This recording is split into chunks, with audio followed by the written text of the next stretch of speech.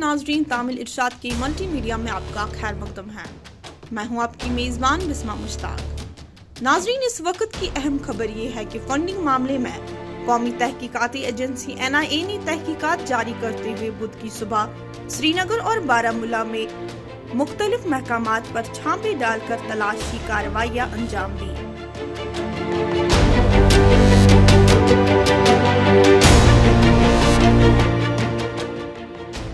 मालूम हुआ है कि NIA टीम ने जम्मू कश्मीर पुलिस और CRPF के एहलकारों की हमरा, बारामूला के खजाबाग और श्रीनगर के निशात इलाके में छापे डाले और वहां तलाशी ली। ताहम फौरी तौर पर ये मालूम न हो सका कि NIA टीम ने किसी की गिरफ्तारी अमल में लाई या नहीं। मजीद तफसीलात के लिए आप हमारे साथ बने रहे।